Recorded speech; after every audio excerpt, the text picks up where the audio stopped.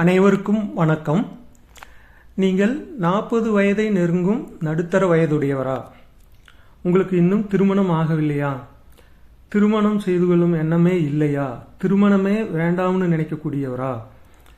நீங்கள் தனியார் துறையிலேயோ அல்லது கார்ப்பரேட் எனப்படும் பெரு நிறுவனத்திலோ அல்லது எம்என்சி மல்டிநேஷனல் கம்பெனி எனப்படும் பன்னாட்டு நிறுவனத்தில் வேலை செய்யக்கூடியவரா?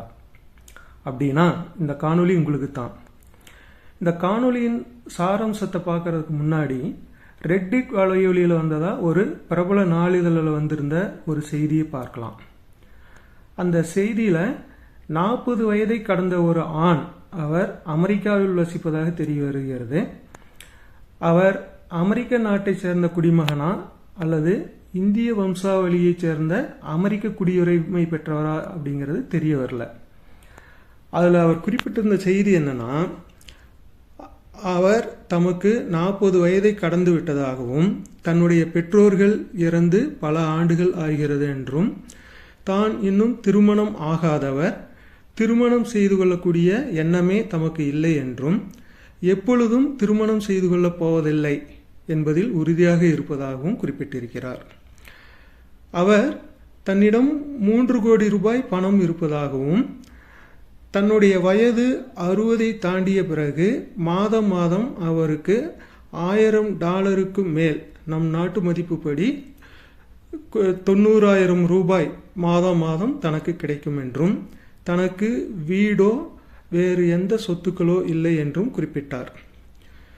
தான் செய்யக்கூடிய வேலையில் தனக்கு மன அழுத்தமும் மன உளைச்சலும் அதிக அளவில் ஏற்படுவதாகவும் அதனால் அந்த வேலையை விட்டு அவர் விலக இருப்பதாகவும் குறிப்பிட்டிருக்கிறார். அவர் 9 மணியிலிருந்து 5 மணி வரை வேலை செய்வதாகவும் தனக்கு தன்னுடைய நிறுவனம் இலக்கு வைத்து வேலை வாங்குவதாகவும், டார்கெட் வைத்து வேலை வாங்குவதாகவும், அதனால் அவருடைய மனம் எப்பொழுதும் அந்த இலக்கை நிறைவு செய்வது பற்றியே எண்ணிக்கொண்டிருப்பதால் பெரிய மன அழுத்தத்திற்கும் மன சோர்விற்கும் ஆளாகி இருப்பதாக குறிப்பிட்டிருக்கிறார். இந்த சூழலில்தான் தன்னுடைய வேலையை விட்டு விலகுவது சரியாக இருக்குமா, அதற்கு தகுந்த ஆலோசனை கூறுங்கள் என்று அந்த ரெட்டிட் வலையொலியில் குறிப்பிட்டுள்ளதாக, அந்த பதிவில் குறிப்பிட்டுள்ளதாக அந்த செய்தி தெரிவிக்கின்றது. இந்த செய்தியில் அவருக்கு ஆலோசனை வழங்குவதற்கு முன் அவருடைய நிலையை 2 விதமாக ஆராய வேண்டியிருக்கிறது. முதலில் அவருக்கு வேலையின் காரணமாக மன அழுத்தம், மன சோர்வு ஏற்பட்டிருக்கிறது. அந்த நிலையில் அவர் தன்னுடைய பணி சூழலையும் வாழ்வியல் சூழலையும் சமமாக பிரித்து சரியாக கையாளவில்லை என்பது தெரிய வருகிறது. அவர் தனது பணி சூழ்நிலைக்கு அதிக முக்கியத்துவம் கொடுத்திருப்பதும், ஓய்வு எடுக்காமல் சமூகம் சார்ந்த நிகழ்ச்சிகளில் கலந்து கொள்ளாமலும் இருந்திருக்கக்கூடும்.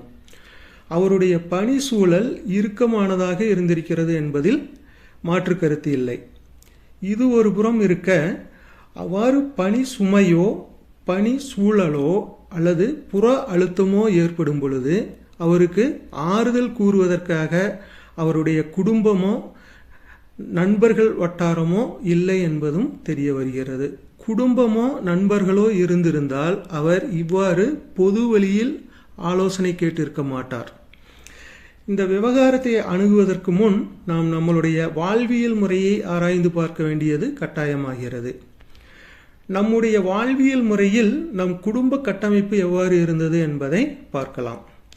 நம் குடும்பத்தில் கூட்டு குடும்பமாக இருந்த பொழுது குடும்பத்தை நிர்வகிக்க நிர்வாக தலைமையாக பாட்டி, தாத்தா போன்றவர்களும், அவர்களுக்கு உதவுவதற்கு மற்றும் பொருள் ஈட்டுவதற்காக அம்மா, அப்பா இருந்தனர். குழந்தைகள் அவர்கள் அறிவை பெருக்கிக் கொள்வதற்காக பள்ளி கல்லூரிகளில் படித்துக் கொண்டிருப்பார்கள். அனைவரும் ஒரே கூட்டு குடும்பமாக ஒரே வீட்டில் வசித்து வந்திருப்போம்.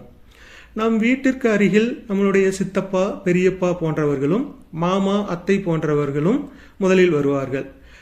மேலும் பக்கத்து வீடுகளில் வசிப்பவர்களும் நம் உறவினர்களும் நண்பர்களும் நமக்கு உதவி தேவைப்படும் பொழுது அறிவுரை மற்றும் ஆலோசனை வழங்குபவர்களாகவும் இருந்து வந்திருப்பார்கள்.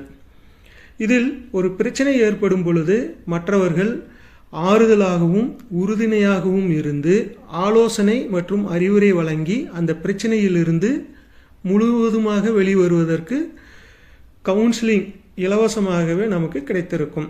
அதனால் மன அழுத்தமும் மன சோர்வும் நீங்கி நம்மளுடைய வாழ்வியல் முறையில் சமூக நிகழ்வுகளாக திருவிழாக்கள், பண்டிகைகள் போன்றவற்றை பெரும் பங்கு வகித்து வந்ததும், அப்பொழுது குடும்பத்திலோ உறவுகளிலோ ஏதாவது பிரச்சனை ஏற்பட்டால் அந்த சமூக நிகழ்வுகளின் போது அனைவரும் ஒன்றாக கலந்து கொண்டு நம்மை பொழுதை கழிக்கும் பொழுது நம்மளுடைய மனமானது இலகுவாகி நம்மளுடைய மன இறுக்கமும் மன சோர்வும் நீங்கி நாம் புத்துணர்வு பெற்று ஒரு புது மனிதனாக பிரச்சனைகளை புதிய கோணத்தில் அணுகும் பொழுது அதற்கு தீர்வு எளிமையாக கிடைக்கும்.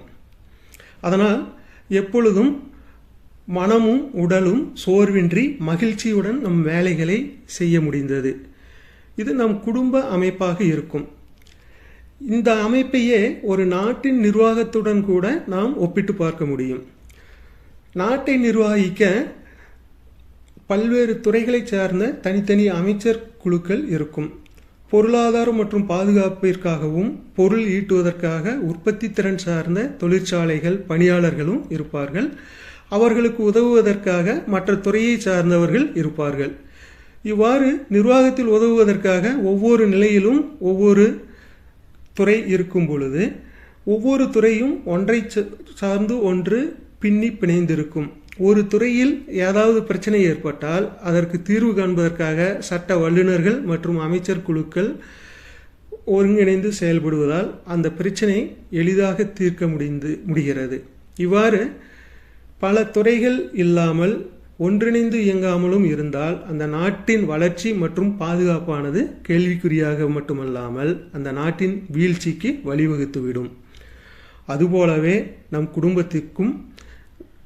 குடும்பத்திலும் அம்மா, அப்பா, தாத்தா, பாட்டி, அண்ணன், தங்கை போன்ற நம் இரத்த உறவுகள் முதல் வட்ட உறவாகவும், நம் உறவினர்களான மாமா, அத்தை, சித்தப்பா, பெரியப்பா போன்ற உறவு முறைகள் அடுத்த உறவு வட்டமாகவும், நண்பர்கள், பக்கத்து வீட்டிற்காரர்கள், நம்முடன் வேலை செய்பவர்கள், நமக்கு தெரிந்தவர்கள் அதற்கு அடுத்த உறவு வட்டமாகவும் இருப்பார்கள்.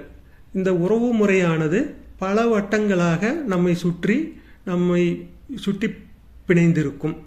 அந்த உறவு வட்டங்கள் நமக்கு உதவுவதற்காகவே பின்னி பிணைந்திருப்பது போல் தோன்றும். நமக்கு ஏதாவது பொருளாதார பிரச்சனையோ மன ரீதியான பிரச்சனையோ அல்லது புற அழுத்தமோ ஏற்படும் பொழுது நம்மளுடைய உறவினர்களோ நண்பர்களோ தக்க சமயத்தில் அறிவுரை, ஆலோசனை வழங்குவார்கள். அதனால் பிரச்சனைகளை நாம் எளிதில் கையாளவோ அல்லது அந்த பிரச்சனைகளிலிருந்து விடுபடவோ முடியும். ஆனால் இப்பொழுது நம்முடைய பணி சூழல் மாறி வருவதாலும் சிறிய நிறுவனங்கள் கொஞ்சம் கொஞ்சமாக அழிந்து வரும் நிலையில் கார்ப்பரேட் எனப்படும் பெரு நிறுவனங்களில் வேலை செய்கிறோம். அதனுடைய பணி சூழலானது நம்முடைய வாழ்வியல் முறைக்கு தகுந்ததாக இருப்பதாக தெரிய வரவில்லை. மேலும் தனியார் துறையில் வேலை செய்பவர்களுக்கு தெரியும் அவர்கள் பணியாளர்களை எவ்வாறு கையாளுவார்கள் என்று.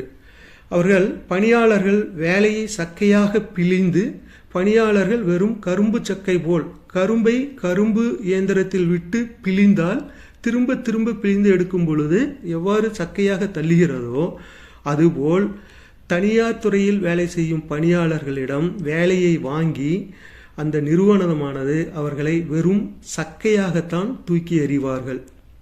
மேலும் இந்த பணியாளர்கள் ஓய்வு அல்லது சமூக நிகழ்ச்சிகளில் கலந்து கொள்ளக்கூடிய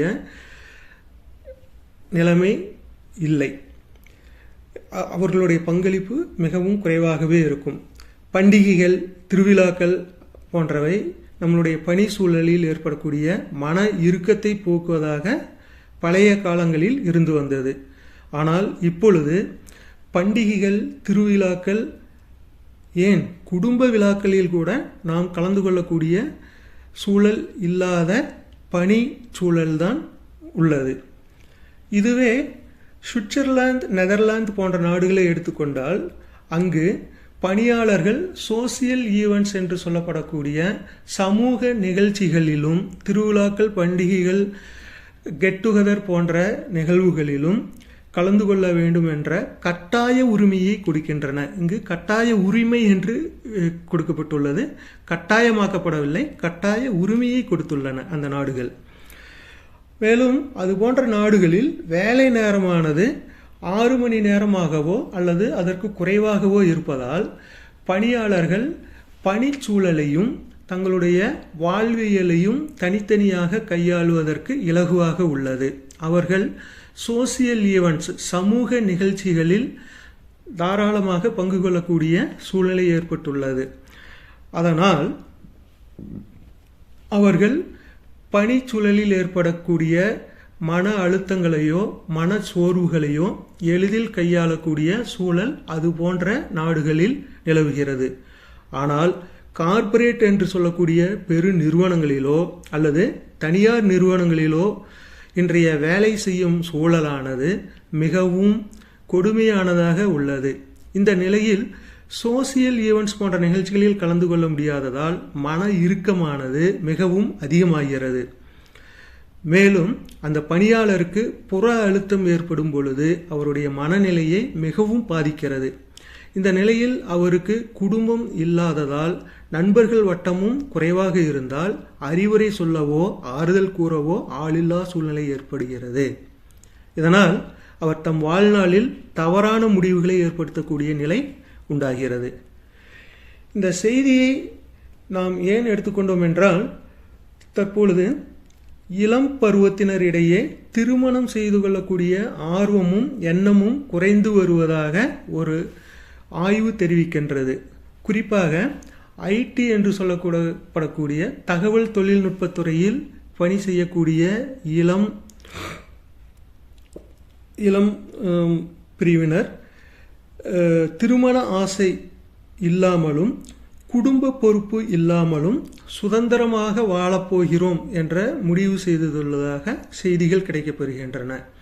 குடும்ப பொறுப்பு என்பது without responsibility we live a freedom of life என்று அவர்கள் கூறுகிறார்கள்.